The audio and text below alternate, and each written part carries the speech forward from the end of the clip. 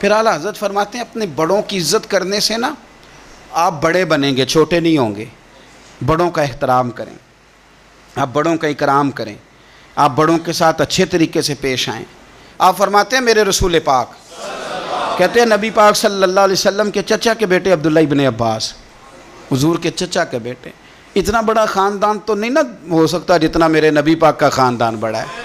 حضور نے دعا دی حضرت عبداللہ ابن عباس کو، لیکن وہ شاگرد تھے حضرت زید بن ثابت کے، ان سے حدیثیں سنتے تھے۔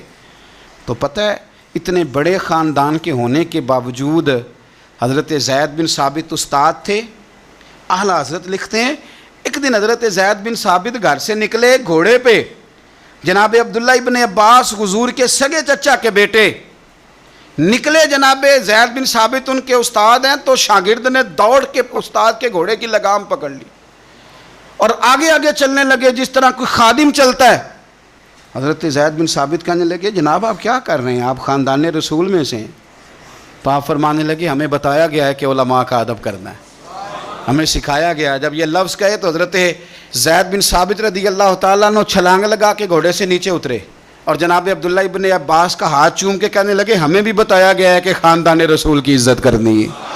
ہمارے بچے نا آج کل ادب سے اس لیے خالی ہیں کہ ہم صرف اپنا ادب کراتے ہیں، اگر سب کا ادب کرائیں گے تو انشاءاللہ وہ ہمارا بھی ادب کریں گے۔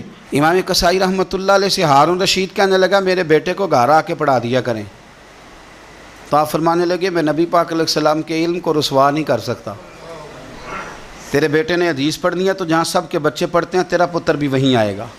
اس نے کہا جی ٹھیک ہے میرا بیٹا وہیں آ جائے گا، لیکن اسے تھوڑا الگ سے ٹائم دے دیں۔ فرمانے لگے کوئی ٹائم الگ نہیں، ساری کلاس میں جہاں سب بیٹھیں گے تیرا پتر بھی وہیں بیٹھے گا۔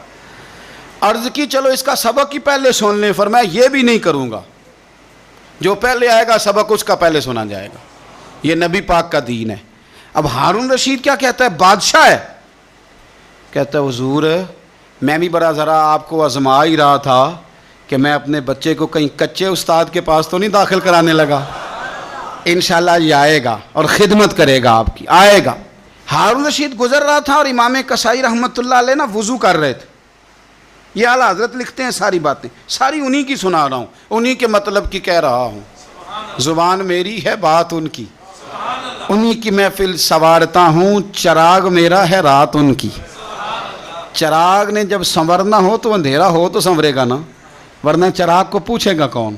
تو انہی کی محفل سنوارتا ہوں، چراغ میرا ہے پر رات، یعنی میرے چراغ کو چمکنے کا ماحول انہوں نے ہی عطا کیا۔ امام کسائی رحمۃ اللہ تعالیٰ علیہ وضو کر رہے تھے، ہارون رشید گزر رہا ہے، اور ہارون رشید کا بیٹا شہزادہ، سلطنت کا شہزادہ، استاد جی پیر دھو رہے تھے تو وہ لوٹے کے ساتھ پانی ڈال رہا تھا۔ ہارون رشید نے دیکھا تو غصے کے ساتھ گھوڑے سے اترا۔ لوگ کہتے ہیں ہم یہ سمجھے کہ اب ہارون رشید نا امام کسائی پہ غصہ کرے گا کہ شہزادے سے وضو کروا رہے ہیں۔ کسی نے امام کسائی کے کان میں کہا کہ ہارون رشید آ رہا ہے، فرمانے لگے آ رہا ہے تو آنے دو، میں کیا کروں، آ رہا ہے تو آنے دو، مجھے کوئی پرواہ نہیں ہے اس کی۔ ہارون رشید قریب آیا تو غصے میں آیا اور آگے پتہ کیا کیا، زور سے اپنے بیٹے کو تھپڑ مارا، کہنے لگا رب نے تجھے دو ہاتھ دیے ہیں اور تیرے استاد جی خود پیر دھو رہے ہیں، ایک ہاتھ سے پانی ڈال دوسرے ہاتھ سے استاد کے پیر دھو، پھر تجھے پتہ چلے گا کہ میں کسی عالم کی خدمت کر رہا ہوں۔ ہاں تمنا درد دل کی ہو تو کر خدمت فقیروں کی، نہیں ملتا یہ گوہر بادشاہوں کے خزینوں میں، تو یہ کیا کر رہا۔ ہارون رشید کسی کی پرواہ نہیں کرتے تھے، لیکن کوئی عالم دربار میں آتا تو تخت پہ اٹھ کے کھڑے ہو جاتے۔ وزیر بھی بڑے ہوتے ہیں نا مشورے دینے والے۔ ایک وزیر کہنے لگا حضور اس طرح تو سلطنت کا روب چلا جائے گا، یہ بھی میرے اعلیٰ حضرت نے لکھا ہے، روب چلا جائے گا۔